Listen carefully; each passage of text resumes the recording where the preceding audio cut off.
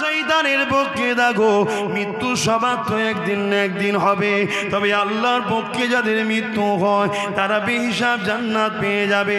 যারা শয়তানের পক্ষে মরণ হবে তাদের জন্য জাহান্নাম রয়েছে। ইব্রাহিম নবীকে আগুনে ফেলে দেওয়া হলো।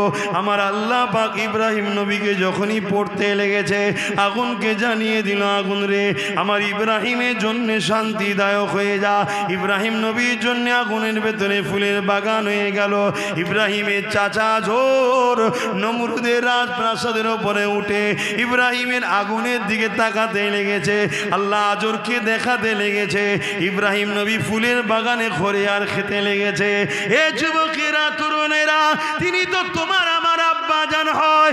আল্লাহ নবী হযরত ইব্রাহিম খলিলুল্লাহ এই দৃশ্যখানা দেখে আজর বলতে লেগেছে, ইব্রাহিম তোমার আল্লাহ বড় দয়ালু, বড় শক্তিমান। এ যুবকেরা, তরুণেরা, প্রেমিকেরা, এইভাবে আল্লাহ ইব্রাহিম নবীকে অনেক দিক দিয়ে পরীক্ষা নিয়েছে। আরও একটা পরীক্ষা হলো 90 বছর পার হয়ে যাবার পর ইব্রাহিম নবীকে আল্লাহ একটা সন্তান দিলেন। সন্তানটা হওয়ার পরে আল্লাহ পাক বলেছিল, ইব্রাহিম তোমার স্ত্রী আর তোমার বাচ্চাকে। এখন আমার একটা কথা বলুন তো ভাই, কাউকে ইত্তেবা করতে গেলে মহব্বতের প্রয়োজন আছে না নাই? জোরে বলেন। আপনার আব্বা যদি আপনাকে ব্যাগ দিয়ে বলে বাজার থেকে করে নিয়ে আয়, পানি হচ্ছে, তাও আপনি চলে যাবেন।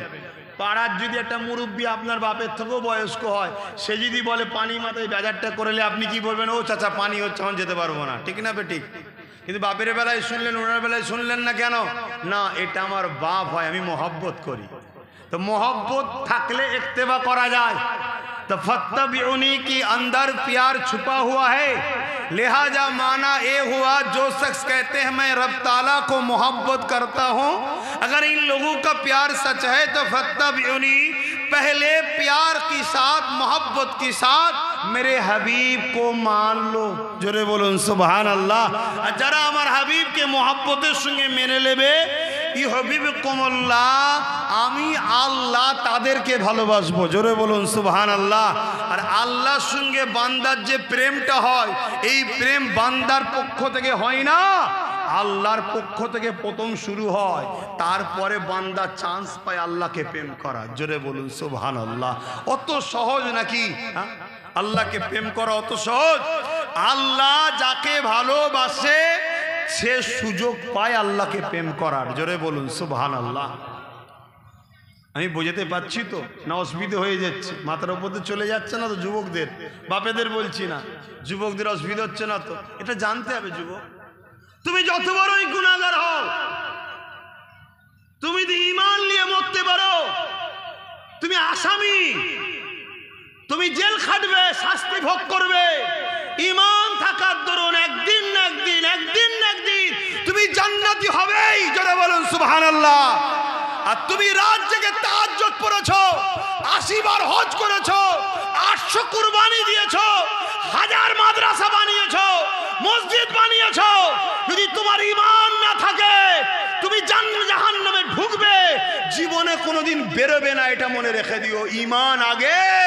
আর ঈমান মুহাম্মদ রাসূলের আদব ও প্রেমের নাম ঈমান। জোরে বলুন সুবহানাল্লাহ।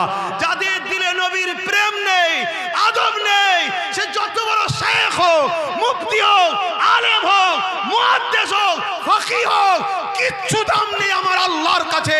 দুনিয়া থেকে হয়তো মুফতি সাহেব বলবে, হুজুর সাহেব বলবে, আমির সাহেব বলবে, পীর সাহেব বলবে, অনেক কিছু দুনিয়া বলতে পারে, আমার আল্লাহর কাছে তার কোনো দাম নেই। চতুষ্পদ জন্তুর থেকেও এই মানুষটা আরো নিকৃষ্ট। ঈমান, ঈমান, ঈমান। ঈমান হলো মুহাম্মদ রাসূলের প্রেম ও আদবের নাম। জোরে বলুন সুবহানাল্লাহ। আরো জোরে বলুন নারে তাকবীর। আমার সাথে সকলে একটু সাড়া দিতে পারবেন? নবীর প্রেমিকরা হাত তুলুন, হাত মুঠো করে বলুন লব্বাইক। আপনারা বলুন ইয়া রাসূলুল্লাহ লব্বাইক, লব্বাইক, লব্বাইক, লব্বাইক, লব্বাইক। নারে দিবে। কেউ যদি মনে করে ইয়া রাসূলুল্লাহ, রাসূল কোথায়? আরে রাসূল প্রতিটা মুমিনের জানের থেকেও কাছে আছে। জোরে বলুন সুবহানাল্লাহ। আল্লাহ তো সারগের থেকে কাছে। আল্লাহ কোথায়? সারগের থেকেও কাছে। কারো যদি সারগ কেটে যায় 2-3 সেকেন্ড সময় পাতে পারে, আর যার যদি জান বেরিয়ে যায় কোনো সেকেন্ড টেকেন্ডার আছে? তা আল্লাহ নিজে সারগের থেকে কাছে রয়েছে, আর রসুলকে জানের থেকেও কাছে ঢুকিয়ে দিয়েছে। জোরে বলুন সুবহানাল্লাহ। আল্লাহ ঠেলে দিচ্ছে তো আমরা বার করে দিচ্ছি কেন? আর এটা আল্লাহ করেছে কেন? এটা আল্লাহর প্রেম, এটা আল্লাহর ভালোবাসা, এটা আল্লাহর মহব্বত। তাই আমি যে পাথরটার কথা বলছিলাম ওই বিষয়টা একটু আলোচনা করছি। আপনাদের অসুবিধা হচ্ছে না তো? নবীকে ভালোবাসো যুবকরা, নবীকে ভালোবাসো। আরে নবী পাককে ভালোবেসে দরুদ পড়ো। অভাব যদি হয় সমাধানের রাস্তা হলো বেশি বেশি দরুদ। বিমার যদি হয় সমাধানের রাস্তা হলো বেশি বেশি দরুদ। কোনো মুসিবত রয়েছে সব রাস্তা বন্ধ হয়ে গেছে, নিরিবিলি নির্জুমে একা একটা ঘরের মধ্যে বসে যাও, আলো কোনো বন্ধ করে দিয়ে চোখের কোণা দিয়ে পানি ঝরিয়ে ঝরিয়ে দরুদ পড়া শুরু করো, দরুদ পড়া শুরু করো।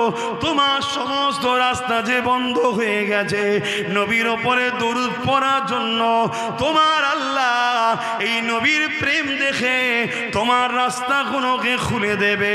এ যুবকেরা, তরুণেরা, ইব্রাহিম খলিলুল্লাহ ওই পাথরের স্মৃতিটা আল্লাহ রেখে দিয়েছে কেন? ওই পাথরের উপরে দাঁড়িয়ে ইব্রাহিম নবী বলেছিলেন, হে আমার আল্লাহ, আমি আপনার কাছে একটা আরজু রাখি। আল্লাহ বলে, ইব্রাহিম কি চাও বলো? আমার ইব্রাহিম নবী বলেছেন, আল্লাহ আখিরি নবী, নূর নবী, দয়া নবী মুহাম্মদ সাল্লাল্লাহু আলাইহি ওয়াসাল্লাম তিনাকে আমার বংশে পাঠাবেন, অর্থাৎ আমি ইব্রাহিমকে তিনার দাদু হিসাবে বানান। আল্লাহ আল্লাহ পাক সেই নবীকে আমার নসলে পাঠান।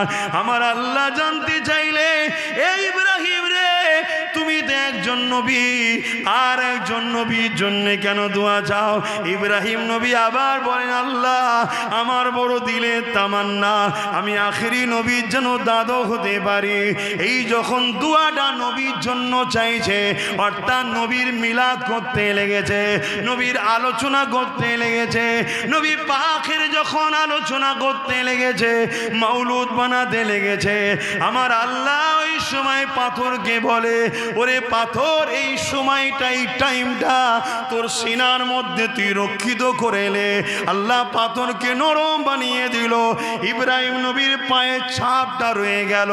কিয়ামত পর্যন্ত কোটি কোটি লোক হজ করতে যাবে, ওই পাথরকে সামনে রেখে আল্লাহকে সিজদা করবে। এ যুবকেরা, তরুণেরা, বাপেরা, এই পাথর এত সম্মান পেয়ে গেল কি জন্যে? কারণ ওই পাথরের উপরে দাঁড়িয়ে দাঁড়িয়ে ইব্রাহিম নবী আমার নবীর মিলাদ বানিয়েছিল। আরো জোরে বলুন সুবহান। তাহলে যে পাথরটার উপরে দাঁড়িয়ে নবীর আলোচনা হয়, নবীকে চাওয়া হয়, নবীর মাউলুদের, মাউলুদ মানে কি? নবজাতক শিশুর জন্ম, কিন্তু নবীর ক্ষেত্রে জন্ম বলা যায় না, আগমন। নবীকে চাওয়া হয়, সেই পাথরকে আল্লাহ বলেন নরম হ, আমি নরম বানিয়ে দিলাম, তুই স্মৃতি বানিয়ে এলে বুকে। তাহলে ভেবে দেখুন, যদি আমরা আমাদের দিলে সেই রসুলকে রাখি, তাহলে আমাদের ঘর আল্লাহ স্মৃতি হিসাবে রাখবে না রাখবে না? 800 বছর হয়ে গেছে, গরিবে নওয়াজ চলে গেছে, আজও মানুষের স্মৃতিতে আছে না নাই? কেন? গরিবে নওয়াজ নিজেকে রসুলুল্লাহর গোলাম বানিয়েছে। তাই কথা কিছু বুঝলেন? হ্যাঁ। আর নবীর যারা গোলাম হয় তারা যত পুরাতন হয় তত দাম বাড়ে। সব জায়গায় বয়স হলে দাম কমে, সব ক্ষেত্রে। একমাত্র নবীর প্রেমিক ও নবীর গোলামদের বয়স যত বাড়ে দাম তত বাড়ে। জোরে বলুন সুবহানাল্লাহ। মুজাদ্দেদে আল-পেসানি রসুলুল্লাহর গোলাম ছিল, আজও মানুষ তিনার কাছে যায়। কথা বুঝে আসছে? বেরেলিদের পীর সাহেব আলা হজরত আহমদ রেজা খান বেরলুবি রহমাহুল্লাহ, তিনি রসুলুল্লাহর গোলাম ছিল। আজও কোটি কোটি লোক তিনার কাছে যায়। আমার মুর্শিদ মোসাদুজ্জামান সৈয়দনা আবু বকর সিদ্দিক ফুরফুরাবি আল কোরাইশি রসুলুল্লাহর গোলাম ছিল। কিছু কম বেশি ৮০-৮৫ বছর আগে চলে গেছে। আজও কোটি কোটি লোক তিনার কাছে যায়। মনে রাখবেন, নবীর গোলামরা যত পুরাতন হয় তত দাম বাড়ে। পৃথিবীতে বাকি সব জিনিসের দাম কমে। যত বড় ফিল্ম স্টার নায়ক নায়িকা হোক না কেন, একটু বুড়ো হয়ে গেলে ভক্তরা সব পালিয়ে যায়, অন্য নায়ক নায়িকা ধরে। কি ভুল বলছি? কিন্তু আমার রসুলের গোলাম যত বুড়ো হয় তত তাকে দেখার জন্য লোকের ভিড় বেশি বাড়ে। আমি নিজে দেখেছি। আমার মেজো দাদু যান মুফতি আজম মেজো হুজুর পীর কেবলা 108 বছর বয়সেও মসজিদে 5 ওয়াক্ত জামাতের সঙ্গে নামাজ পড়তেন। বলুন সুবহানাল্লাহ। তো হুজুরের কাছে আমাদের ফুরফুরা শরীফে 3 দিন একটা ইসালে সওয়াব ধর্মীয় জলসা হয়, 21, 22, 23 ফাল্গুন। আপনারা হয়তো অনেকে জানেন, অনেকে জানেন না। আমি দাওয়াত দিচ্ছি, যাবেন। এবং ফুরফুরা শরীফে আমি একটা নলেজ সিটি বানাচ্ছি 100 বিঘে জমির ওপরে। খবর পেয়েছেন হয়তো, যাবেন, দেখবেন। কথা বুঝে আসছে? এবং আগামী দিন আপনাদের বাচ্চাদের ঘরেও যদি দেন, পড়াশোনা করানোর জন্য দেবেন, তবে ওখান থেকে শখ আমার ডাক্তার, উকিল, জজ, ডিএম, ব্যারিস্টার বানাবার। আলেম ওলামা মাদ্রাসা থেকে অনেক আছে ফুরফুরা শরীফে, আপনাদের এলাকাতেও আছে। সেখান থেকে আলেম হোক, আলেমেরও দরকার আছে, কিন্তু ডাক্তারেরও দরকার আছে না নাই? উকিল, জজ, ডিএম, পুলিশ, সুপারের দরকার আছে না নাই? আরে একদিক দিয়ে ডাক্তার হবে, উকিল হবে, জজ হবে, আর একদিক দিয়ে আলেম হবে। ডাক্তার, উকিল, জজ আলেমের কাছে বসে দিন শিখবে, আর আলেমকে মুসাফা করে নজরানা দেবে। আলেমেরও দুনিয়া চলবে, আর ডাক্তার সে দুনিয়ার ইনকামও করবে, আর আলেম তাকে আখেরাতটাও দেবে। এটার প্রয়োজন আছে না নাই? এটাই তো দিন শিখিয়েছে। তোমাদের মধ্যে থেকে কেউ কেউ দিন শিখবে, কেউ কেউ দুনিয়ার দিনই শিক্ষাগুলো অর্জন করবে। দুটোই দরকার। রব্বানা আতিনা ফিদ দুনিয়া হাসানা ওয়া ফিল আখিরাতি হাসানা। দুনিয়ার ভালাইও দরকার, আখিরাতের ভালাইও দরকার। তো যাই হোক, আমি যেটা বলতে চাইছি, তা সেই জায়গায় ওই হুজুর কেবলার সঙ্গে দেখতাম, বাপ রে বাপ, লাইন। অথচ আমরা জনজন হুজুর তো না। নবীর গোলাম যত পুরাতন হয়, যত বয়স হয়, তত তিনার দাম বাড়ে। জোরে বলুন সুবহানাল্লাহ। তাই আমি প্রতিটা যুবককে বলবো, পৃথিবীর দ্বিতীয় কারো পিছনে ছুটে এই সম্মান পাবে না যে সম্মানটা আমার রসুলুল্লাহর পিছনে ছুটলে পাওয়া যায়। অতএব সবাইকে ঝেড়ে দাও, ফেলে দাও, যে রসুলকে ফলো করো। আর নবীকে ফলো করার জন্য একজন নবী প্রেমিক উস্তাদ দরকার, যাকে মুর্শিদ বলতে পারো, পীর বলতে পারো, শায়েখ বলতে পারো, হজরত বলতে পারো, যে ভাষায় তুমি ডাকো না কেন।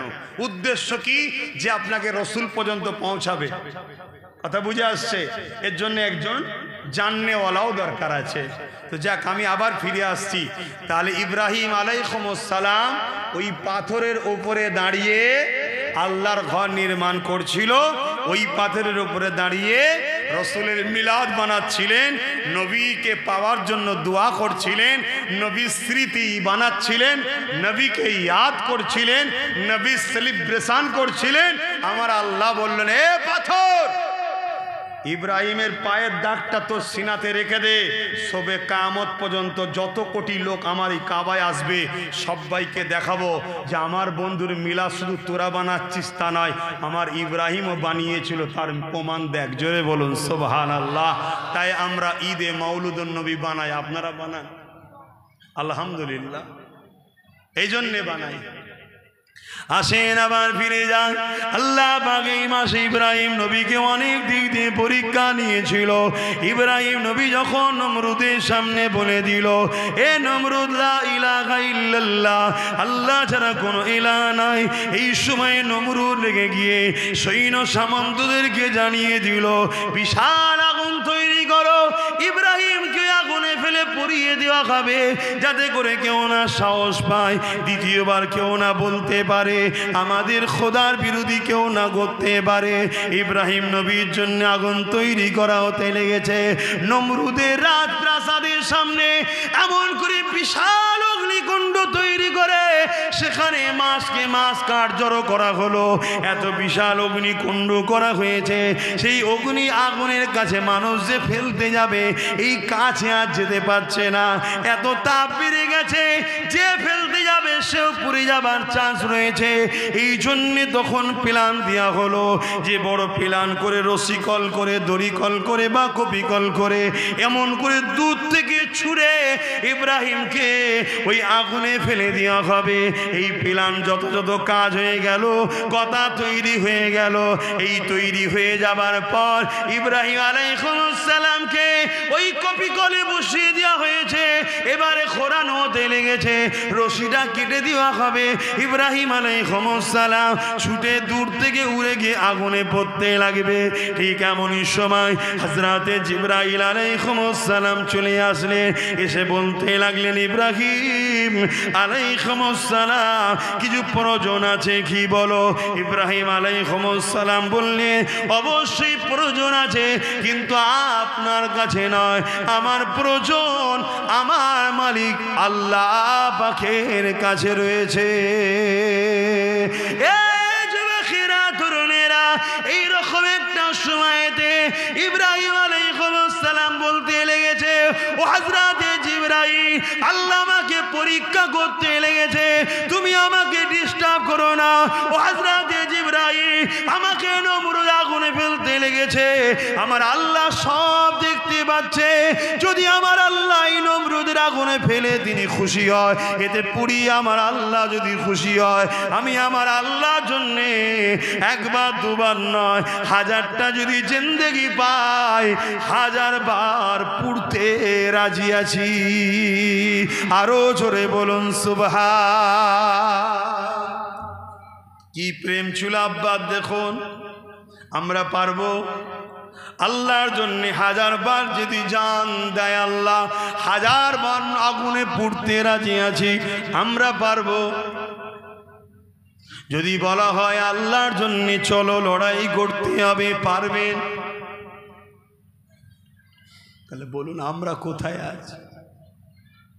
কোথায়? তরুণেরা, এমন বিবাহের প্রেমিকেরা, তুমি আল্লাহর পক্ষে থাকো, শয়তানের পক্ষে থাকো, মৃত্যু সবার তো একদিন না একদিন হবে। তবে আল্লাহর পক্ষে যাদের মৃত্যু হয় তারা বেহিসাব জান্নাত পেয়ে যাবে। যারা শয়তানের পক্ষে মরণ হবে তাদের জন্য জাহান্নাম রয়েছে। ইব্রাহিম নবীকে আগুনে ফেলে দেওয়া হলো। আমার আল্লাহ পাক ইব্রাহিম নবীকে যখনই পড়তে লেগেছে আগুনকে জানিয়ে দিল, আগুন রে আমার ইব্রাহিমের জন্য শান্তিদায়ক হয়ে যা। ইব্রাহিম নবীর জন্য আগুনের ভেতরে ফুলের বাগান হয়ে গেল। ইব্রাহিমের চাচা জোর নমরুদের রাজপ্রাসাদের উপরে উঠে ইব্রাহিমের আগুনের দিকে তাকাতে লেগেছে, আল্লাহ আজরকে দেখাতে লেগেছে। ইব্রাহিম নবী ফুলের বাগানে ঘরে আর খেতে লেগেছে। এ যুবকেরা, তরুণেরা, তিনি তো তোমার আমার আব্বা জান হয়। আল্লাহ নবী হযরত ইব্রাহিম খলিলুল্লাহ এই দৃশ্যখানা দেখে আজর বলতে লেগেছে, ইব্রাহিম তোমার আল্লাহ বড় দয়ালু, বড় শক্তিমান। এ যুবকেরা, তরুণেরা, প্রেমিকেরা, এইভাবে আল্লাহ ইব্রাহিম নবীকে অনেক দিক দিয়ে পরীক্ষা নিয়েছে। আরো একটা পরীক্ষা হলো 90 বছর পার হয়ে যাবার পর ইব্রাহিম নবীকে আল্লাহ একটা সন্তান দিলেন। সন্তানটা হওয়ার পরে আল্লাহ পাক বলেছিল, ইব্রাহিম তোমার স্ত্রী আর তোমার বাচ্চাকে ওই মক্কাতে রেখে আসো, যেটা এখন কাবা রয়েছে ওই জায়গায়। তখন ঘরটা ছিল না, কেননা নূহ নবীর প্লাবনেতে ওই সময় ঘরটা শহীদ হয়ে গিয়েছিল। এ যুবকেরা, তরুণেরা, এই জন্য ইব্রাহিম আলাইহিস সালামকে আল্লাহ পরীক্ষা নেয়।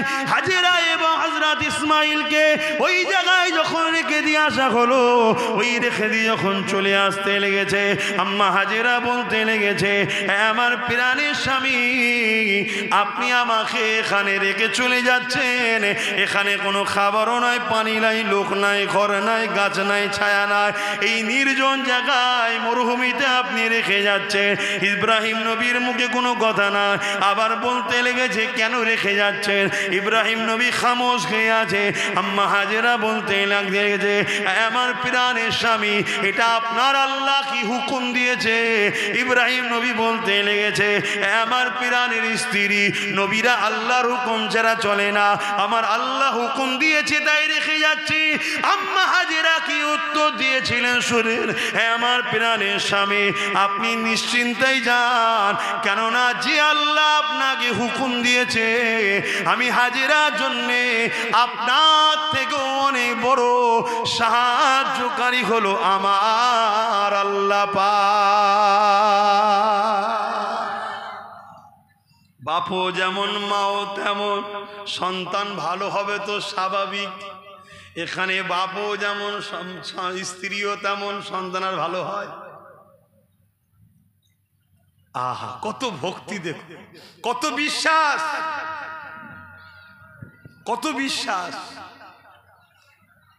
আমাদের সেই ইয়াকিন আছে আল্লাহর উপরে যে আল্লাহ যা হুকুম করেছে করি, এটাই তো ঈমান। আম্মা জান হাজেরাকে ওখানে রেখে দিয়ে চলে এলো। অনেক বড় কথা, একটা দিন ইব্রাহিম নবী খবে দেখতে লেগেছে, ছেলেকে কুরবানি করার হুকুম হয়েছে। সবই আপনারা জানেন, একটু বলি কি গো, সবাই বলেন একটু বলি, সবই তো জানেন, তারপর একটু বলি। কি হলো, না বিয়ে দিচ্ছেন কেন? না না না, পর্দা পর্দা, শরিয়াতকে ভেঙে দিয়ে মা, কোনো আত্মীয়তা নাই না, যতই ভালোবাসো শরিয়াতের উপরে কোনো ভালোবাসা নাই, পর্দা পর্দা, আল্লাহর বিধান। মায়েরা দুঃখ করলে হবে না, আমার আম্মা বোনেরা, আল্লাহর বিধান, পর্দা করতে হবে মা। আমার বোন, পর্দা আল্লাহর বিধান। আমি বেগানা পুরুষ, কথা মাথায় ঢুকছে, পর্দা করতে হবে। হ্যাঁ, দুনিয়ায় যদি আমার মা বোনেরা পর্দায় চলে, আমিও যদি আল্লাহর দয়ায় জান্নাত যাই, আমার মা বোনেরাও জান্নাত যায়, ওখানে আর শরিয়াত নেই, ওখানে একসাথে বসাও যাবে, গল্প করাও যাবে, কথা বলা যাবে, সব যায় ওখানে। এটা তো দুনিয়ার জন্য, কথা বুঝছেন না? তাহলে আপনার আমাকে ভালোবাসেন, সব ঠিক আছে, কিন্তু শরিয়াতকে বাদ দিয়ে তো ভালোবাসা নয়। ভালোবাসা কার জন্যে? মান হাব্বা লিল্লাহ, আল্লাহর জন্যে। বিচ্ছেদ কার জন্যে? আল্লাহর জন্যে। আত্মীয়তা কার জন্যে? আল্লাহর জন্যে। বন্ধুত্ব কার জন্যে? আল্লাহর জন্যে। দুশ্মনী কার জন্যে? আল্লাহর জন্যে। কারোর সঙ্গে দুশ্মনী করতে উদ্দেশ্য যেন আল্লাহ থাকে। আমাকে কেউ যদি ভালোবাসেন, উদ্দেশ্য যেন আল্লাহ থাকে। আমাকে কেউ যদি দুশ্মনী করেন, উদ্দেশ্য যেন আল্লাহ থাকে। ব্যক্তিগত স্বার্থ দুশ্মনী করাও হারাম, ব্যক্তিগত স্বার্থে ভালোবাসাও হারাম। শুনছেন তো নাকি? এমনি এমনি বলে কিছু নেই, সবটাই আল্লাহ। এই হাত দুটো আমার নয়, সৃষ্টি করেছেন আল্লাহ, আমায় ব্যবহার করতে দিয়েছে। পা দুটো আমার নয়, সৃষ্টি করেছেন আল্লাহ, আমাকে ব্যবহার করতে দিয়েছে। এই চোখে যে দেখছে, এই দুটো আমার নয়। এক একটা চোখে 13-26,000 কোটি লেন্স আছে, জানেন আপনারা? 1 টাকা করে যদি ধরা হয়, 26,000 কোটি টাকা শুধু দুটো চোখে আল্লাহ ফ্রিতে দিয়েছে। কত টাকা? 26,000 কোটি। তাহলে ভিখারি বানিয়েছে নাকি আল্লাহ আমাদের ঘরে?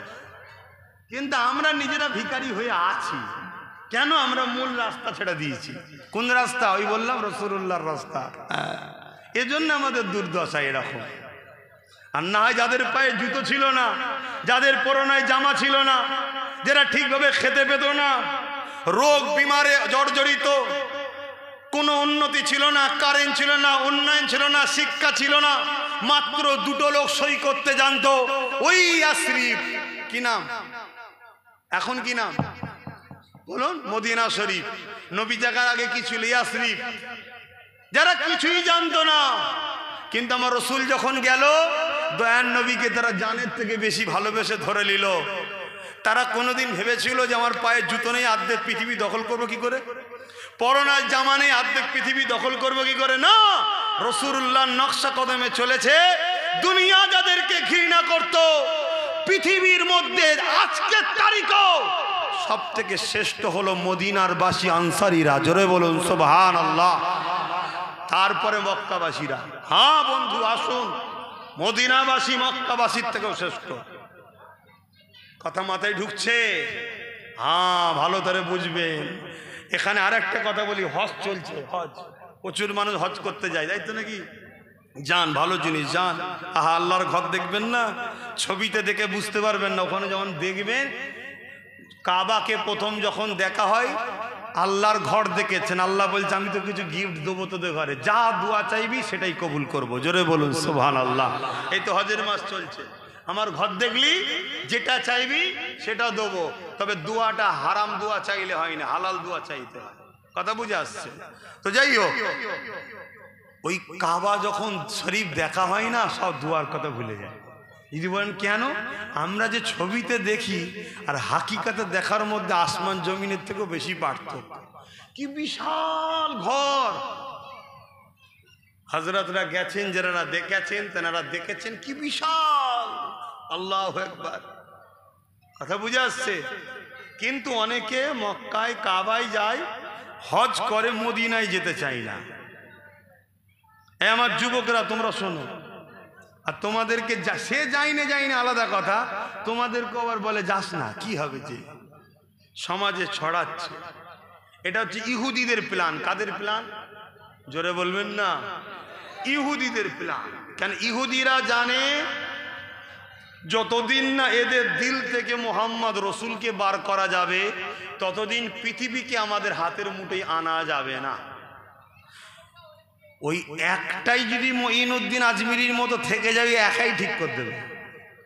কথা বুঝছেন তো নাকি? তা মদিনায় এবারে যখন এই কথা বলা হবে, অনেকে বলবে হজের রুকনের মধ্যে তো মদিনায় যাওয়া নেই। আপনারা অমনি ঘাবড়ে যান। কথা ঠিকই, হজের রুকনের মধ্যে মদিনায় যাওয়ার কোনো মসলা নাই। কেন নাই জানেন?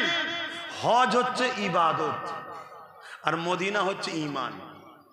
ইবাদত আর ঈমান দুটো আলাদা জিনিস। ইবাদত আর ঈমান দুটো আলাদা জিনিস। ঈমানদার যখন হজ করে তখন হয় সেটা ইবাদত। ঈমানদার যখন দাড়ি রাখে তখন হয় সুন্নাত। ঈমানদার যখন টুপি পরে তখন হয় সুন্নাত। ঈমানদার যখন জুব্বা পরে তখন হয় সুন্নাত। ঈমানদার যখন রোজা রাখে তখন হয় সব ফরজ আমল। ঈমানদার যখন কোরবানি করে তখন ওয়াজিব আদায় হয়। ঈমান যদি না থাকে সে হজ করলেও লাভ। জোরে বলেন, একটু বলবেন না? হযরত উমর ফারুক রাদিয়াল্লাহু তাআলা আনহু হুজুর কাবা শরীফের পাশে হাজারে আসওয়াদের সামনে গিয়ে হাজারে আসওয়াদকে চুমা দেবে। এই সময় হঠাৎ করে বলে উঠলেন, আপনাদের অসুবিধা হচ্ছে ভাই? কেন? আমার যুবকরা বড় চঞ্চল, তুমি মুরব্বী মানুষ, এখন সব ভাল লাগবে। এদের এখন অনেক ব্যস্ত, এদের অনেক জায়গায় টাইম দেওয়া থাকে না, সব কিছু ছেড়ে দিয়ে আল্লাহর দয়ায় যে বসে আছে, কোটি কোটি শুকরিয়া। আল্লাহ তোমাদেরকে এইভাবে পরকালে যেন ওলিদের সাথে জান্নাতটাও দিয়ে দেয়। বলুন আল্লাহুম্মা আমিন। হায় আল্লাহ কবুল করুক, বলুন আল্লাহুম্মা আমিন। বসো আমার ভাইরা, আর একটুখানি বসো। হযরতে উমর ফারুক রাদিয়াল্লাহু তাআলা আনহু হাজারে আসওয়াদে চুমা দেবেন, তার আগে বলে উঠলেন কি? হে পাথর, হাজারে আসওয়াদ, তুমি একটা পাথর, সাদা পাথর, তোমাকে আমি চুমা দিতাম না যদি আমি উমর নিজের চোখে না দেখতাম যে দয়ার নবীর ঠোঁট তোমাতে লেগেছে। দয়ার নবী চুমা দিয়েছে তা নয়, দয়ার নবীর ঠোঁট তোমাকে লেগেছে। জোরে বলুন সুবহানাল্লাহ। এখন অনেকে বলতে পারে হাজারে আসওয়াদের নবী চুমা দিয়েছে। আমি বলবো না, হাজারে আসওয়াদের নবী চুমা দেয়নি, হাজারে আসওয়াদ নবীর ঠোঁটে চুমা দিয়েছে। জোরে বলুন সুবহানাল্লাহ। কেন? হাজারে আসওয়াদই হতো না যদি মোহাম্মদ রসুল না হতো। জোরে বলুন সুবহানাল্লাহ। হ্যাঁ, এ বিষয়ে দলিল আছে। আরে তারিখে হাদিস উঠান, আমার রসুলকে যখন দুধমা হালিমা কোলে করে নিয়ে ঘরে ফিরছে নিজের দেশে, তখন মনে করেছে আরে মক্কায় কখন আসা হবে কোনো ঠিক নাই, একবার কমসে কম তওয়াফটা করে নি, তওয়াফটাকে একবার করে নি। তখন রাসূলুল্লাহ কোথায়? দুধমা হালিমা হুজুরের, জোরে বলেন, কোলে। শিশু তখন। নবী ছিলেন তো নাকি? আওয়াজ দিয়ে বলবেন, ছিলেন তো নাকি? যুবকরা বলো, ছিলেন তো নাকি? হ্যাঁ। কেন এখন এরমও শোনা যায় যে 40 বছর আগে নাকি নবী ছিল না। বলুন নাউজুবিল্লাহ, লা হাওলা ওয়ালা কুওয়াতা। এই আকীদা ইহুদিদের আকীদা। এই কাদের আকীদা? ইহুদিদের। আরে ইহুদিরাও দাঁড়ি রাখে, ইহুদিরাও টুপি পরে। ইহুদিদের দেখবেন মাঝে মাঝে নেটে দেখবেন ইহুদি কারা, তাদের ধর্মগুরুকে দেখলে চিনতে পারবেন না, মনে হয় বড় বড় হুজুর। কথা বুঝে আসছে? তাদের আকীদা হলো রসুল 40 বছরের আগে নবী ছিল না। নাউজুবিল্লাহ বলেন। আরে আমার নবী তখন থেকে নবী যখন আদম সফিউল্লাহ পানি কাদা মাটির সঙ্গে মিশেছিল, তারও আগে নবী। নবী কখন থেকে নবী? যখন আল্লাহর আরশ তৈরি হয়নি, তারও হাজারো বছর আগে রসুল নবী ছিলেন। নবী কবে থেকে নবী? কোরআন শরীফকে জিজ্ঞাসা করো, নবী কবে থেকে নবী? কোরআন বলছে ইয়াসিন ওয়াল কোরআনিল হাকিম। ইয়াসিনটা কে? জোরে বলুন। ইয়াসিন, হে আমার ইয়াসিন, হে আমার ইয়াসিন। যেনার অস্তিত্ব নেই তেনাকে ডাকা যায়, যেনার অস্তিত্ব আছে তেনাকেই ডাকা যায়। নবী তখন আমার আল্লাহর কাছে নবী ছিলেন, কুদরতি কাছে নবী ছিলেন। জোরে বলুন সুবহানাল্লাহ। ভাইরা আমার, আমি আবার বলছি, নবী চেনেন, নবী চেনেন, নবীকে আদব করেন, নবীকে ভালোবাসেন। আপনি যদি এক গলা পাকে পুঁতে যান বেউজ্জতির, আমার আল্লাহ মুস্তাফার প্রেমিককে ওখান থেকে তুলে অর্ধেক পৃথিবীর শাহিনশাহ বানিয়েছে, তার প্রমাণ হলো হযরত ওমর ফারুক। জোরে বলুন সুবহানাল্লাহ। হযরত ওমর ফারুক বলছিলেন যে আমি ছোটবেলায় দুটো বকরিকে বা দুম্বাকে বা ছাগলকে একসাথে লালন পালন করতে পারতাম না। আমার বাপ দিত, কোন কথা বলবো বলেন না। একদিন এসেছি, যতটা পারি একটু বলে দিচ্ছি। কি সমস্যা ভাবলি ছেলেদের, বাপ ওরম করতে নেই গো ভাই, বসো না। মন চঞ্চল হয়ে গেলে এটা ওটা হয়ে যাবে না। হযরত ওমর ফারুক অর্ধেক পৃথিবীর শাহিনশাহ, ওনাকে আরেক সাহাবী বলছেন ভাই আমিরুল মুমিনিন খলিফাতুল মুসলিমিন। ওমর ফারুক হুজুর কাঞ্চার বলছেন, আরে এ সব কিছু উমারের কোনো কৃতিত্ব নয়, এ সব কিছু মোহাম্মদ রসুলের গোলামির ফল। জোরে বলুন সুবহানাল্লাহ। ওমর ফারুক বলছেন আমি নবীর গোলাম। ওমর ফারুক কি বলছেন? আমি নবীর গোলাম। আর আমি আব্বাস সিদ্দিকী যদি নবীর গোলাম বলাতে লজ্জা লাগে, জানতে হবে আমার কপাল ফাটা। কথা মাথায় ঢুকছে না? ঢোকে না? হ্যাঁ, ওমর ফারুককে যেটা মনের মধ্যে হতো কিছুক্ষণ পরে সেই বিষয়ের উপরে আল্লাহ আয়াত নাজিল করে দিতেন। জোরে বলুন সুবহানাল্লাহ। ওমর ফারুককে মদের ব্যাপারে রসুলকে বারবার বলতেন, হুজুর মদটা কি হারাম করা যাবে না, মদটা কি হারাম করা যাবে না? আল্লাহর নবী চুপ থাকতেন, হারাম করা যাবে না। উনি মদকে প্রথম থেকে ঘৃণা করে। একদিন আয়াত নাজিল হলো মদ হারাম। জোরে বলুন সুবহানাল্লাহ। ওমর ফারুক তিনি, আল্লাহর নবী বলছেন ওমর যেদিক দিয়ে যায় ওই দিক দিয়ে 40 দিন ওই রাস্তায় শয়তান যায় না। কারো বাড়িতে যদি জেনে টেনের উৎপাত হয়, আমার কথা মিলিয়ে পরীক্ষা করেন না রে বাবা। পরীক্ষা করতে কি আছে? পরীক্ষা করতে কি আছে? একটা কাগজে ভালো করে হযরতে ওমর ফারুক লিখে বাড়ির দরজায় বা ঘরে ঘরে টাঙিয়ে রেখে দেবেন। তারপর দিন থেকে দেবেন ওই ঘরে দুষ্টু জেনার আসবে না, পালিয়ে যাবে। ইনি হলেন ওমর ফারুক। কথা বুঝলেন? তিনি বলছেন আমি এই যে অর্ধেক পৃথিবী চালাচ্ছি, এটা আমার কোনো কৃতিত্ব নয়, এটা হচ্ছে আমার রাসূলুল্লাহর গোলামির ফল। নবীর গোলামি করেছি, তাই আল্লাহ আমাকে এই মাকাম দিয়েছে। জোরে বলুন সুবহানাল্লাহ। না হয় আমি যখন ছোট ছিলাম, আমার আব্বা দুটো বকরি বা দুম্বা দিত, বলতো চড়াগে যা। আমি দুটো বকরিকে সামলাতে পারতাম না, এটাকে ধরিত ওটা পালাই, ওটাকে ধরিত এটা পালাই। আর আজকে অর্ধেক পৃথিবীর লোক শুধু বলে উমর বলেছে, থরথর করে কাঁপে। এটা কি উমরের কৃতিত্ব হতে পারে? এটা রাসূলুল্লাহর ফয়েজ, নবী পাকের বাদৌলতে আল্লাহ দান করেছে। জোরে বলুন সুবহানাল্লাহ। সেই নবীকে ধরুন ভাই, দুনিয়া আখেরাতে সব কামিয়াবি পাবেন। নবী ছেড়ে দিয়েছি বলেই আজ আমাদের কিছু নাই। আর নবীকে কেমন ধরতে হয়, কেমন আদব করতে হয় জানেন? কেমন আদব করতে হয়? আজ তো একটু দাঁড়িয়ে সালাম দিলে সমাজে সমালোচনা হয়। কেন রে বাবা, কেন সমালোচনা করেন? আপনার কোনো সমস্যা থেকে আপনি বসে দেন, সমালোচনা করেন কেন? দলিল খোঁজেন, দলিল। দলিল। আল্লাহ নবী থুতু মুবারক ফেলতে চাইছে, থুতু থুতু মুবারক ফেলতে চাইছে, সাহাবারা হাত পাচ্ছে, ইয়া রাসূলুল্লাহ আমার হাতে দেন, আমার হাতে। এ যুবক শোনো, বুখারীর হাদিস বলছি, আমার বাপের গল্প শোনাচ্ছি না, নবীর হাদিস। আল্লাহ নবী থুতু মুবারক ফেলতে চাইছে, সাহাবারা হাত পাচ্ছেন, ইয়া রাসূলুল্লাহ আমার হাতে দেন, হুজুর আমার হাতে দেন, হুজুর আমার। রেসারেসি হচ্ছে। যার নসিব ভালো হতো তার হাতে পড়তো, তিনি নিয়ে চেহারা বুকে টুকে মাখতো। কয়েক সপ্তাহ ধরে ওই সাহাবীর গা থেকে মুশকে আম্বারের থেকে বেশি খুশবু বেরোতো। জোরে বলুন সুবহানাল্লাহ। এখন আমি জানতে চাইছি, এই যে সাহাবী থুতু চাইলেন, হুজুর আমার হাতে দেন, কোরআনের কোন জায়গায় আল্লাহ বলেছে যে আমার বন্ধু যখন থুতু ফেলবে তোমরা হাত বেরিয়ে লাও? বা রাসূলুল্লাহ কখনো বলেছে যে আমি যখন থুতু ফেলবে তোমরা হাত বেরিয়ে নেবে? প্রেম করতে লাগে না, প্রেম হয়ে যায়, প্রেমের কোনো দলিল লাগে না। কথা মাথায় ঢুকছে? মনে রাখবেন। আর একটা কথা বলি, আদব আদব আদব। কি আদব আমরা করেছি? অনেকে বলে সাহাবারা কি করেছে। আরে সাহাবাদের আদবের কথা শুনলে অজ্ঞান হয়ে যেতে হবে।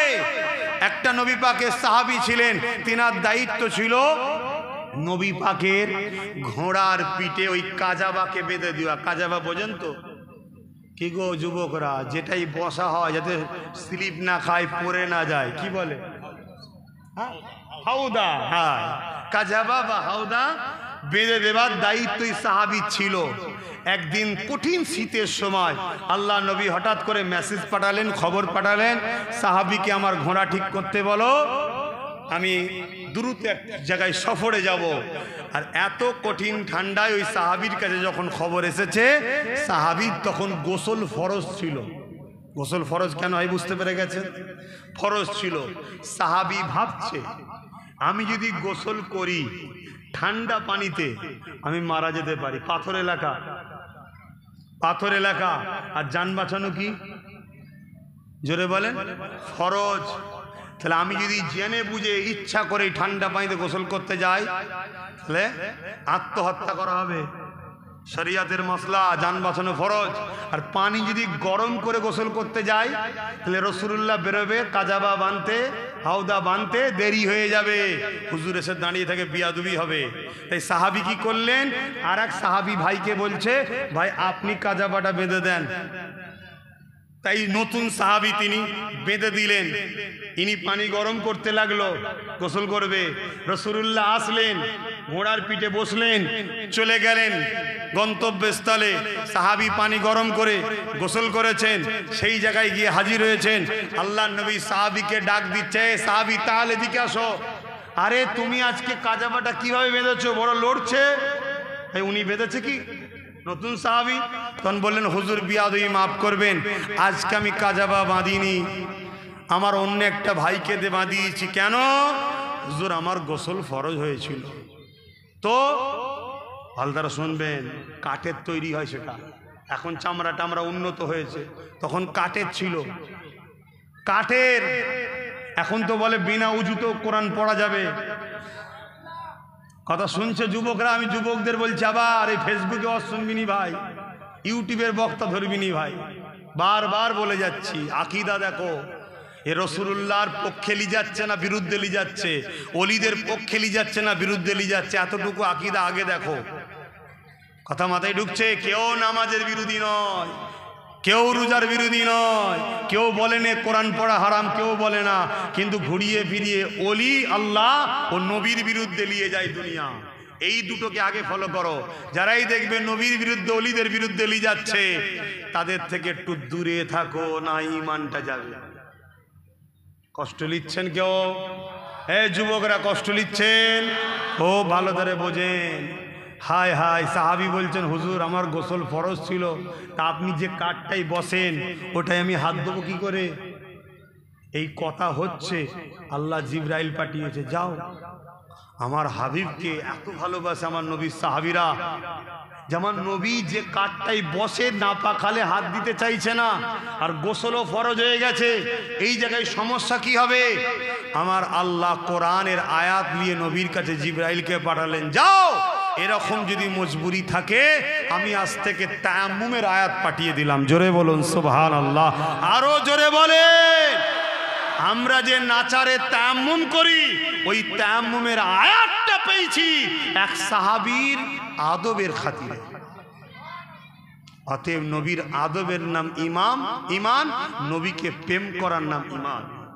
নামাজ, রোজা, হজ, যাকাত, দাঁড়ি, টুপি, মসজিদ, মাদ্রাসা এসব হলো আমল, ঈমান নয় আমল। আমলটা কি? আর একটু খুলে বলছি, ভালো করে বোঝেন। আল্লাহ প্রত্যেককে মুসলমান করে পাঠিয়েছে দুনিয়ায়, জানেন তো নাকি? প্রত্যেকে জন্মসূত্রে কি মুসলমান। পাশে একটা দেশ আছে বাংলাদেশ, তাই তো নাকি? এখান থেকে বেশি দূর নয় মনে হয়, না? কাছাকাছির মানুষ। আমার বাড়ি থেকে আপনার বাড়ি থেকে বাংলাদেশ কিন্তু একদম কাছে, 7 কিলোমিটার। এখান থেকে আমার বাড়ি আপনি যাবেন প্রায় 260-70 কিলোমিটার। কথা বুঝে আসছে? এখন আপনি যদি বলেন ফুরফুরা শরীফ 260-70 কিলোমিটার, ফুরফুরা শরীফে যাওয়ার থেকে আমি বাংলাদেশে গিয়েই বাজারটা করে আনবো, কোনো কারণে বোঝাবার জন্য বলছি, আপনাকে যেতে দেবে? কেন? যেতে গেলে কি লাগবে জোরে বলুন? শুধু পাসপোর্ট, ভিসা। খুব ভালো করে বুঝবেন, একই মানুষ, একই পৃথিবীতে, একই দেশ ছিল, নিজেদের মধ্যে যাই হোক ভাগ বাটরা যা হয়েছে, আমি তর্কে যাচ্ছি না, রাজনীতির কথাতে যাচ্ছি না, কাঁটা তার দিয়ে ঘিরা আছে। একটু পার হতে গেলেই পাসপোর্টও লাগবে, ভিসাও লাগবে, নাই যেতে দেবে না। তো দুনিয়ার এই দেশ থেকে জান্নাতের দেশে যেতে গেলেও সেখানেও কিন্তু পাসপোর্ট ভিসার প্রয়োজন আছে না নাই? প্রত্যেকটা মানুষ জন্মসূত্রে পাসপোর্ট পেয়েছে, পাসপোর্টটার নাম হলো মুসলিম। পাসপোর্টটার নাম কি? মুসলিম। প্রত্যেককে আল্লাহ মুসলিম করে পাঠিয়েছে, সে মুসলমান ঘরে হোক আর অমুসলিমের ঘরে হোক, জন্মসূত্রে মুসলিম। মন দিয়ে শোনো যুবকরা, কথাটা কিন্তু খুব বুঝার আছে। এই দুনিয়া হলো ভিসা অফিস। দুনিয়া কি? Visa office. এখানে ভিসা লাগাতে হবে। ওই পাসপোর্টে, যে পাসপোর্ট মায়ের পেট থেকে বেরিয়েছে যখন, আল্লাহ দিয়েছে কি? তুমি মুসলিম। শুনছো তো নাকি? তুমি মুসলিম। এই পাসপোর্ট দিয়ে আল্লাহ দুনিয়ায় পাঠিয়েছে, এটা হলো ভিসা অফিস। এখানে একটা স্ট্যাম্প ভিসা লাগাতে হবে। ওই ভিসাটার নাম হলো মুহাম্মাদুর রাসূল। জোরে বলুন সুবহানাল্লাহ, আরো জোরে বলেন সুবহানাল্লাহ। অর্থাৎ এই জমিনে নবীর প্রেম আদবের ভিসা তুমি লাগাও, লাগিয়ে কবরে ঢোকো, ফেরেশতা চেক করবে ভিসা ঠিক আছে, তবকার পর তবকাপ চেক হতে হতে তুমি জান্নাতে এন্ট্রি হবে। জোরে বলুন সুবহানাল্লাহ। যদি দুনিয়ার নিজাম পাসপোর্ট আছে, ভিসা না থাকার জন্য যদি তোমায় এন্ট্রি না হতে দেয়, তাহলে আমার আল্লাহর জান্নাতের দেশে তুমি যদি মুহাম্মদ রাসূল নামক এই প্রেম আদবের ভিসা যদি তোমার না থাকে, তুমি এন্ট্রি হতে পারবে না। এবার নামাজ, রোজা, হজ, যাকাতটা কি? কোন জায়গায় যেতে গেলে প্রয়োজনীয় সামান লাগে না লাগে না? হ্যাঁ, ডলার লাগে না লাগে না? যাতে 7 স্টার 5 স্টার হোটেলে থাকতে পারি, তো যার যত ডলার বেশি সে তত ভিআইপি কোয়ালিটিতে থাকবে। যার যত নামাজ, রোজা, হজ, যাকাত বেশি, জান্নাতে সে তত মাকামটা বেশি পাবে। এখন এন্ট্রি হতে গেলে ডলার দেখে না, এন্ট্রি হতে গেলে ভিসা দেখে। আগে ঢোক জান্নাতে। ঢুকতে গেলে রসুলকে দরকার, ওইটা থাকার পর এবার আপনি আমল করেছেন। কেউ তাহাজ্জুদ পড়েছে 5 ওয়াক্তের সাথে, আর কেউ শুধু 5 ওয়াক্ত পড়েছে। যে তাহাজ্জুদ পড়েছে তার মাকাম শুধু 5 ওয়াক্ত পড়ার থেকে একটু বেশি হবে। জোরে বলুন সুবহানাল্লাহ। তাহলে আগে কোনটা লাগবে? জোরে বলুন, রসুলকে লাগবে। রসুলকে, এক কথাই বলুন না, রসুলকে লাগবে। তো আমি এক কথা বলতে গিয়ে অন্যদিকে চলে গেলাম, সময় তো আর নাই।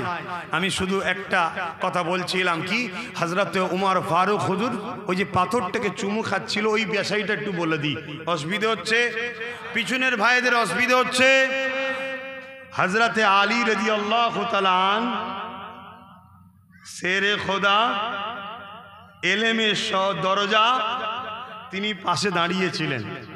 উমর ফারুক যখনই বলল যে পাথর তোকে আমি চুমু খেতাম না, তুই আমার উপকারও করতে পারবি না, ক্ষতিও করতে পারবি না। হযরতে আলীর হুজুরের মুখ খুলে গেল, এলেমের দরজা খুলে গেল। হুজুর বলতে লেগেছে, ভাই উমর, আপনি যেটা বলছেন ঠিকই বলছেন, তবে এটা অন্য পাথরের মতো নয়। এ পাথরের দুটো কাজ আছে। কটা কাজ বলুন? মৌলা আলী শেরে খোদা হুজুরের কথা মানেন না মানেন না? দুটো কাজ আছে। কি কাজ? হযরত ওমর ফারুককে মৌলা আলী শেরে খোদা বলছে, আমি আলী রাসূলুল্লাহ নূরের জবান থেকে নিজে কানে শুনেছি, হাজারে আসওয়াদের দুটো কাজ। কোন মুমিন যদি হজ করতে আসে, কোন মুমিন। মুসলিমের ওপরে ভিসা যে লাগায় তাকে বলা হয় মুমিন। মুসলিম তো সবাই, আর মুমিন মুসলমান আলাদা। কথা বুঝে আসছে? এই মুমিন যখন হজ করতে আসে, অর্থাৎ মুমিন মুসলমান, চলতে গিয়ে গুনাহ হয়ে যায় না, যায় না? ও যখন হাজারে আসওয়াদে চুমা দেয়, ওই হাজারে আসওয়াদ নবীর প্রেমিক হিসাবে ওই মুমিনের গুনাহকে সব টেনে নেয়। জোরে বলুন সুবহানাল্লাহ। আর যখন কোনো মুনাফিক এই পাথরে চুমা দেয়, কে? জোরে বলুন। ওই মুনাফিকের ফটো তুলে রাখে। এই ফটোটা কেন বললাম, যাতে আপনাদের মাথায় ঢোকে চট করে। ফটো তুলে রাখে, কিয়ামতের দিন এই পাথর আল্লাহর কাছে সাক্ষী দেবে যে আল্লাহ এ মুমিন ছিল, এ মুনাফিক ছিল। তাহলে মক্কায় সবাই যাচ্ছে, ভাবছেন কি গুনাহ মাফ হচ্ছে নাকি? হাজারে আসওয়াদে চুমা দিবার জন্য পাগল হয়ে যায়, চুমা দিবার জন্য পাগল হয়ে যায়, ঠেলাঠেলি করছে। কেন রে বাবা? না চুমা দিলে গুনাহ মাফ হয়ে যাবে। আরে বন্ধু না, মুমিন যদি চুমা দেয় গুনাহ মাফ হয়, মুনাফিক চুমা দিলে মাফ হবে না। আরে আবু জেহেলের তো দখলেই পাথরটা ছিল, ছিল না? ছিল না? আবু জেহেল কম চুমু খেয়েছে? চুমু খেয়ে মুখে টুকে সব মেখেছে, মাফ হয়ে যাবে নাকি? আগে রসুলের প্রেমিক হও, মদিনাওয়ালাকে হৃদয়ে রাখো, রেখে হাজারে আসওয়াদের সামনে দাঁড়ায় পাথর, হাজারে আসওয়াদ শোন, মোস্তফার গোলাম এসেছি, জিন্দেগিতে অনেক ভুল করে ফেলেছি, আল্লাহ তোকে যে মাকাম দিয়েছে ওই ক্ষমতায় আমার গুনাহটা টেনেলে, তবে তো পাথর টানবে। কথা শুনছেন ভাই? কথাই কথা বেড়ে যাচ্ছে। আমার মেসেজ একটাই, আজকের দিন আপনাদের কাছে দিয়ে গেলাম, রসুলকে ভালোবাসেন, নবীকে আদব করেন, নবীকে প্যার করেন, নবী শান মর্যাদাকে বোঝেন, দিলে রসুলকে রাখেন, রাত্রিরে নিরাওলা নিরিবিলিতে একা একা হয়ে নবীর উপরে দরুদ পড়েন, নবীকে দেখা শখ করেন। আল্লাহর দয়াতে আপনি এমনভাবে চেঞ্জ হয়ে যাবেন, আল্লাহর ওলি হয়ে দুনিয়া থেকে যাবেন। জোরে বলুন সুবহানাল্লাহ। মনে রাখবেন, নবী ছাড়া বিকল্প কোনো রাস্তা নাই। আজ আমাদের ধ্বংসের কারণ এটাই, আমাদের মধ্যে রসুল নাই। আসুন সেই নবীর তাজিম ভালোবাসায় আল্লাহকে দেখিয়ে সালাতু সালাম ইয়া নবী সালাম।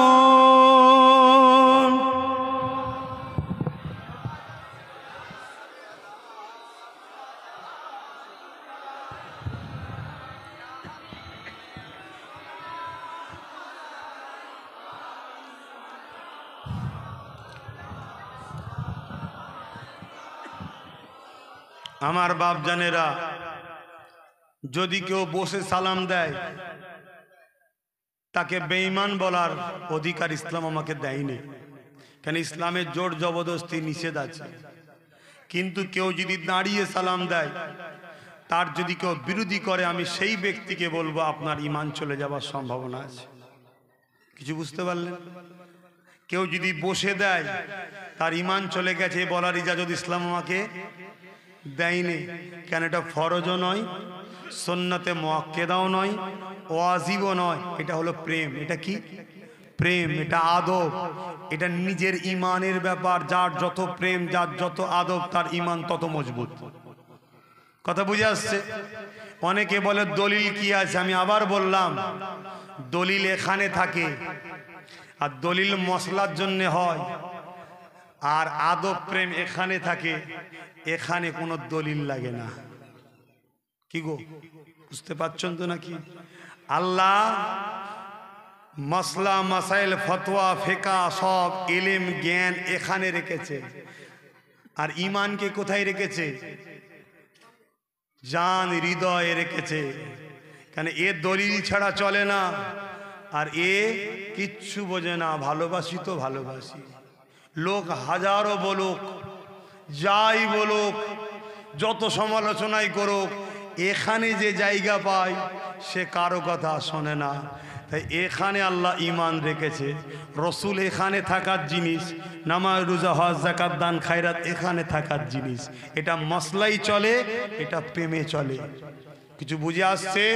এই দাঁড়ানোটা কোনো মসলার ব্যাপার নয়, এটা এখানের ব্যাপার, এখানের ব্যাপার নয়। বুঝতে পারছি তো নাকি? এই যে অনেক মানুষ দেখছি রসুলের পাক সাল্লাল্লাহু আলাইহি ওয়াসাল্লামের নাম শুনে বিদ্যা আঙুলে ফু দিচ্ছে বা চুমা দিচ্ছে, দিয়ে চোখে বুলাচ্ছে, এটা প্রেমের ব্যাপার। এটা কিসের ব্যাপার? প্রেমের ব্যাপার। এখানে মশলা দেওয়া উচিত হবে না। আপনি করেন নে, আপনাকে কেউ বেঈমান কাফেরও বলতে পারবে না, কিন্তু আপনি যদি এর বিরোধী করেন তাহলে ফতোয়া এসে যাবে। আমি কিছু বুঝতে পারছি? কেন এটাই প্রেমে করছে, এ পাগলামিতে করে না, এ রাসূলুল্লাহর প্রেমে করছে। তো নবীর প্রেম কে কোন ক্যাটাগরিতে করবে? সবাই কি সমান প্রেম করতে পারে? তাহলে আপনি বাধা দিচ্ছেন কেন? কথা মাথায় ঢুকছে? অতএব এই জায়গাগুলো নিয়ে বাড়াবাড়ি করবেন না নিজেদের মধ্যে। এক মুঠো হন, পৃথিবীর দিকে তাকান, কিভাবে আমাদেরকে টুকরো টুকরো করা হচ্ছে, কিভাবে আমাদেরকে বিভিন্ন জায়গায় বাস, ট্রেন, প্লেন সব জায়গা থেকে ঠেলে ফেলে দিচ্ছে, বঞ্চিত করা হচ্ছে। আর নিজেদের মধ্যে এই জিনিসগুলো নিয়ে লড়াই করবেন না। আপনি দেননি, কিন্তু ফতোয়াবাজি করবেন না। এ করছে কেন? প্রেমে করছে। দলিল যদি খুঁজতে চান, এরও দলিল আছে। হযরত আবু বকর সিদ্দিক রাদিয়াল্লাহু তাআলা তিনি সর্বপ্রথম এটা চালু করেছিলেন। আল্লাহ নবী বলেছিলেন, আবু বকরের এই সুন্নতকে যে পালন করবে, কিয়ামতের দিন আমি নবী তাকে শাফাআত করে জান্নাতে নিয়ে যাব। জোরে বলুন সুবহানাল্লাহ। হযরত আবু বকর সিদ্দিক, জিনার খুন, যে বংশের ছেলে আমি, অহংকার করছি না, আম্মা বিনিআমাতি রাব্বিকা ফাহাদ্দিস, আল্লাহ শুকরিয়া আদায় করছি। উনি মসজিদে নববীতে আমার রাসূল পাক সাল্লাল্লাহু আলাইহি ওয়াসাল্লামের খুতবাতে নবীর নাম যখনই হয়েছে, উনি বিদ্যা আঙ্গুনে কুররাতাইন বিকা ইয়া রাসূলুল্লাহ বলে ফু দিয়ে চোখে লাগিয়েছে। আল্লাহর নবী বলে, এটা তুমি কি করলে? হুজুর, আপনি আমার চোখের ঠান্ডা। আল্লাহর নবী বলেছিলেন, আমার আবু বকরের সুন্নাত মানে যে যেটা নিজে করে, যে করবে আমি নবী তাকে কিয়ামতের দিনে জান্নাতে নিয়ে যাব। জোরে বলুন সুবহানাল্লাহ। কিন্তু এটা নিয়ে বাড়াবাড়িও ঠিক নয়, বিরোধী করাও ঠিক নয়। এটা হৃদয়ের ব্যাপার, এখানকারের ব্যাপার, যে যেভাবে পারে করবে, এটা মশলাগত ব্যাপার নয়। তো যাক, এই যে দাঁড়ানো, এটাও ভালোবাসার ব্যাপার, হৃদয়ের ব্যাপার। আমরা আল্লাহকে দেখাই যে আল্লাহ বসেছিলাম, দরুদ পড়ছিলাম। কেন? বসে দরুদ পড়ি, সওয়াব পাওয়া যায়। দাঁড়িয়ে সালাম দিই, কেন? সালামের জবাব আমার রসুল দেবে, বসে বসে লোবো, তাই আল্লাহ একটু আদবের সাথে নিচ্ছি। জোরে বলুন সুবহানাল্লাহ। এখন যদি বলে তুমি নামাজে বসে দিয়েছিলে কেন? আল্লাহ আপনার হাবিব তো ওখানে শিখিয়েছিল নামাজের আদবটাকে গুরুত্ব বেশি দে, তাই নামাজের আদবের গুরুত্ব দিয়েছি। আর এটা আমরা পাগলাগুনো, আমরা নবীর দিবানা, আমরা নবীর পাগল। কেন? আমলের বাড়াই কি দেখাবো আল্লাহ? নামাজে দাঁড়ালেই যত দুনিয়ার কথা মনে পড়ে। কি বলেন না, ভুল বলছি নাকি? আল্লাহ কি আমলের কথা বলবো? আপনি যে নিঃশ্বাসটা দিয়েছেন, 10 মিনিট নিঃশ্বাসের ঋণ শোধ করতে পারবো না। অতএব আমলের বাড়াই আল্লাহ আমরা দেখাচ্ছি না। নামাজ পড়তে বলেছেন, পড়েছি। রোজা রাখতে বলেছেন, রেখেছি। হজ করতে বলেছেন, আল্লাহ মাল দিয়েছে, আপনি নিয়ে গেছিলেন, করেছি। কুরবানি দিয়েছি, যা মসজিদ তৈরি করছি, মাদ্রাসা তৈরি করছি, যা বলেছেন করছি।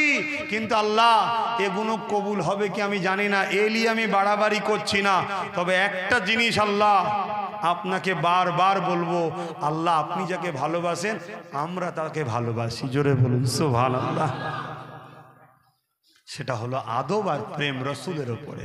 আসুন সকলে জবান খুলে প্রাণ ভরা আবেগে সালাম দেবেন। আর মা বোনেরা, আপনাদের ভাষা নরম রাখতে হয়, আস্তে বলতে হয়, তা আপনারা মনে মনে দেবেন। এটা শরীয়তের হুকুম। হে নবী সালামুন ইয়া রাসূল ইয়া হাবিব সালাম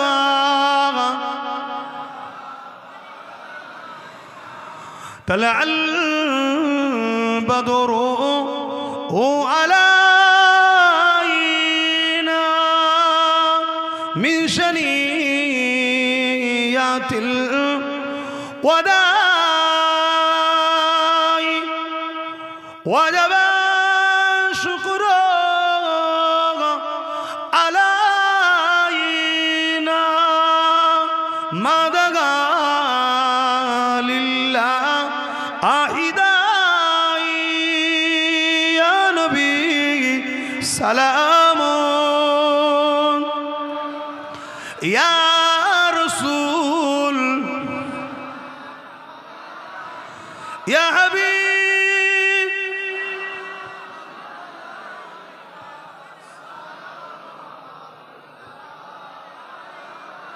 হে নবী মদিনা হতে সব কিছুই পারেন এন্দেখিতে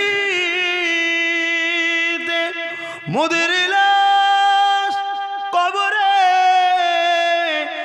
রাখিলে লইবেন আপন করে নবী সালাম ইয়া রাসূল ইয়া হাবিব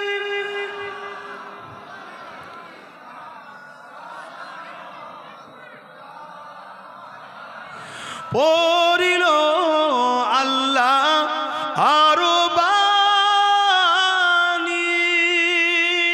পোহালো দুঃখে এর জানি হইল জগৎ অনুরানী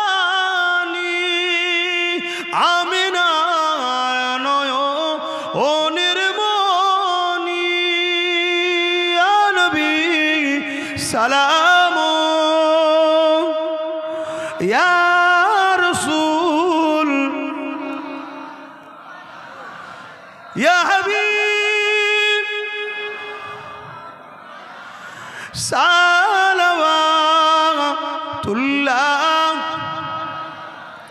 আলহামদুলিল্লাহ। আল্লাহ যেন আমাদের সালামকে কবুল করে, বলুন আমিন। মনে রাখবেন এই মুহূর্তে মোবাইলে যদি লাইভ দেখেন, কোটি কোটি লোক মদিনা রওজা মোবারকে বাবু সালামের দরজা দিয়ে ঢুকছে, রসুলকে দাঁড়িয়ে দাঁড়িয়ে সালাম দিতে দিতে যাচ্ছে। জোরে বলুন সুবহানাল্লাহ। এ নিয়ে নিজেদের মধ্যে সমালোচনা করবেন না। আসেন আমরা সবাই এক হই সবুজ গম্বুজ ওয়ালার দিকে তাকিয়ে। কথা বুঝে আসছে? আমরা সবাই এক হই রাসূলুল্লাহকে সামনে রেখে। নবী আমাদের নেতা, নবী আমাদের লিডার, আমাদের দ্বিতীয় কেউ লিডার নয়, একটাই লিডার, একটাই নেতা, তিনি হলেন মুহাম্মদ রাসূল সাল্লাল্লাহু আলাইহি সাল্লাম। যে যার স্কুলে পড়ছেন পড়ুন, যে যার মাস্টারের কাছে যাচ্ছেন যান। দিনের শেষে আমরা এক মুঠো হই, আমরা মোহাম্মদ রসুলের উম্মত, মোহাম্মদ রসুলের গোলাম। আমাদের পরিচয় এটাই হোক, আমরা একে অপরের পাশে দাঁড়াই, একে অপরকে সহযোগিতা করি, একে অপরকে ভালোবাসি, একে অপরের সঙ্গে বন্ধুত্ব করি, নিজেদের মধ্যে কাদা ছোড়াছুড়ি বন্ধ করে আমার রসুলের দিনের ইসলামের ঝান্ডাকে যারা মিটাতে চাইছে, শেষ করতে চাইছে, তাদের নাম নিশানা মিটাবার জন্য আমরা এক হয়ে যাই। বলুন ইনশাআল্লাহ, বলুন ইনশাআল্লাহ। আল্লাহ কবুল করো, বলুন আল্লাহুম্মা আমিন। আরো একবার তাকবীর দান, নারে দিবে, নারে দিবে, হাত তুলে বলুন লাব্বাইক লাব্বাইক লাব্বাইক লাব্বাইক। দরুদ শরীফ আল্লাহুম্মা সাল্লি আলা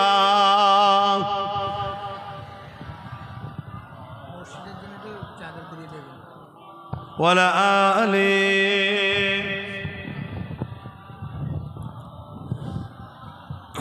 আমার আব্বাজানেরা, আমার ভাইরা, আশা রাখছি আমার মা বোনেরা, মায়েদের দিল নরম হয়, সন্তানের ওপরে ভাইয়ের ওপরে কষ্ট পাইনি। আপনারা কেউ আমার কথাতে ভাষাতে ব্যবহারে কষ্ট পেলেন? কষ্ট পেলেন? যদি কষ্ট না পান তাহলে একটা দরখাস্ত করি নাকি, একটা আশা রাখতে পারি? কি গো বলবো? হ্যাঁ কি না বলুন না। আরে জান লিয়ে লোবো না, তো চিন্তা করছেন কেন? বলবো আমি একটা নাজ শরীফ পড়ছি, শুনুন। আর এর বীজখানে একটা কাজ করতে হবে, করবেন না? কি কাজ? জান্নাতে ঘর বানাবার কাজ করবেন। কারা কারা করতে ইচ্ছুক একটু হাত তুলে দেখান। জান্নাতে ঘর বানাবার কাজ, হাত তোলেন। আমি কাজটা কি বলবো? আলহামদুলিল্লাহ। কি? দুনিয়ায় আল্লাহর ঘর বানান, আল্লাহ জান্নাতে আপনার ঘর বানাবে। এলাকার মসজিদের উন্নয়নের জন্য এই জলসা। আমি নাচ পড়ছি, আপনারা নাচ শুনবেন কান দিয়ে, দিল থেকে, আর পকেটে হাত দেবেন, দিয়ে যার যা খুশি কমিটির ছেলেরা যাচ্ছে আল্লাহর ঘরের জন্য দেবেন। দেবেন না? কথা বলেন, আল্লাহর ঘরে দেবেন না? হ্যাঁ দেন। আল্লাহর ঘরের জন্য নিয়ত করছি, আমি আল্লাহর ঘরের জন্য দিচ্ছি, বাস। দরুদ শরীফ আল্লাহুম্মা সাল্লি আলা। এ যুবকরা, পিছন থেকে ঢুকতে হয়। আল্লাহ রে, এই বাবু ভাইরা, পিছন থেকে ঢুকতে হয়, সামনে আসতে না, পিছন থেকে ঢুকে আস্তে আস্তে এগিয়ে আসতে হয়। আমার মা বোনেদের কাছেও যান, আর পরের বার থেকে মা বোনেদের মধ্যে থেকেও 2-5 জনকে কমিটি করবেন, পর্দায় থাকবে, মা বোনেদের কালেকশন মা বোনেরা করবে। আপনারা পুরুষ মানুষ ঢুকে যাচ্ছেন, এটা তো ঠিক নয়। কি আমি ভুল বলছি? আপনার নয়, ওখানে নিজের মা আছে, বোন আছে, চাচি আছে, কিন্তু পাড়ার আরো তো মা বোন আছে, তাদেরকে তো পর্দা করা শরীয়তের হুকুম। কি গো, খারাপ লাগছে? কিছু ভুল বুঝবেন না ভাই, সিস্টেম সিস্টেম বলতে হবে, নেবেন কি নেবেন না সেটা আপনাদের ব্যাপার। দরুদ শরীফ আল্লাহুম্মা সাল্লি আলা সাইয়্যিদিনা মাওলানা মুহাম্মদ ওয়া আলা আলিহি।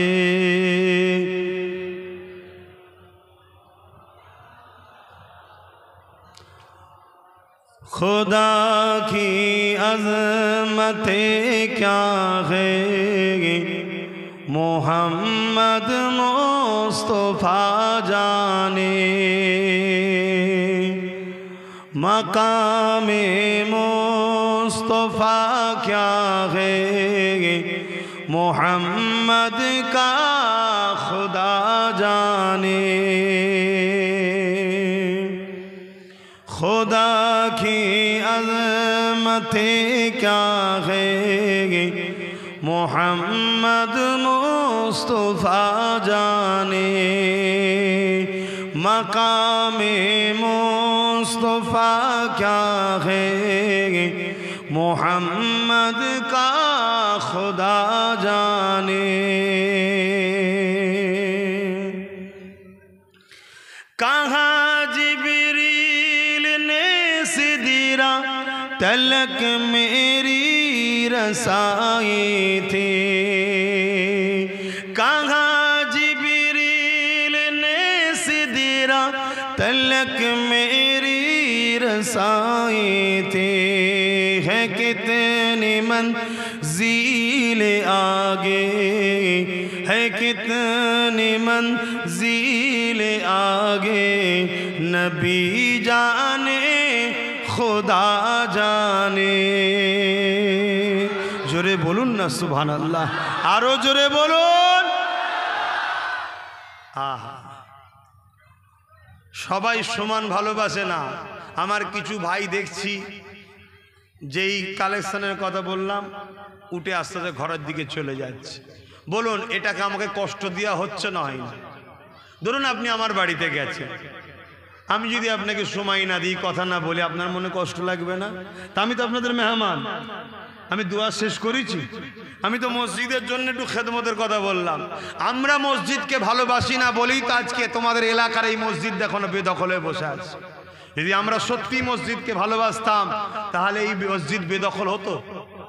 আমরা মসজিদকে ভালোবাসি না বলেই তো অনেক জায়গায় অনেকে মসজিদের সামনে এসে নাচছে, দেখছেন না? এটা আমাদের দোষ। তাদেরকে দোষ দিবার আগে নিজের দোষের দিকে তাকাও। আমাদের যুবকরা মসজিদে আবাদ করে না, আমাদের যুবকরা ক্লাবে আবাদ করে, পার্টি অফিসে আবাদ করে, গানে আবাদ করে, ফাংশনে আবাদ করে, যাত্রায় আবাদ করে। যেদিন ফজরের নামাজের মতো, জুম্মার নামাজের মতো ফজরে যুব সমাজের ভিড় হবে, সেদিন জানবে পৃথিবীর হুকুমত তোমাদের হাতে আল্লাহ ফিরিয়ে দেবে। আর না হয় এরকম ঝাঁটালাতি আর সারা জীবন খেতে। কথা মাথায় ঢুকছে? হ্যাঁ, মসজিদগুলোকে আবাদ করো, ভালোবাসো। এই যে খোদার ঘরের জন্য কিছু কিছু দিচ্ছ, তোমার এই দানেতে হয়ে যাবে নাকি সব কিছু? না, কমসে কম প্রমাণ দিচ্ছি। আল্লাহ, আমি ইব্রাহিমের আগুনে ফু দিয়েছিলাম আগুন ধরাবার জন্য, গিরগিটি বলা হয়। আর টিকটিকি কিছু কিছু কিতাবে আছে, সে পানি দিয়েছিল, থুতু দিয়েছিল বা পানি দিয়েছিল মুখে করে, চোঁচে করে। কেন? বন্ধ করার জন্য। তার পানি তো তার আগুন বন্ধ হবে না। কিন্তু আল্লাহর হুকুম হয়ে গেল, রসুল জানালেন এই টিকটিকিকে মারা যাবে না, আর গিরগিট দেখলে মারো। তাহলে আমার এই 100 টাকা 200 টাকায় মসজিদের বিশাল কিছু হয়ে যাবে তা নয়, কমসে কম প্রমাণ দিচ্ছি আল্লাহ আমি তোমার ঘরের পক্ষে, তাই দিচ্ছি। কথা মাথায় ঢুকছে? অতএব পক্ষে থাকার একটা বিশাল বৈশিষ্ট্য আছে। তাই আমি বলবো দেন, হাত বেরিয়ে বেরিয়ে দেন। তা হযরতে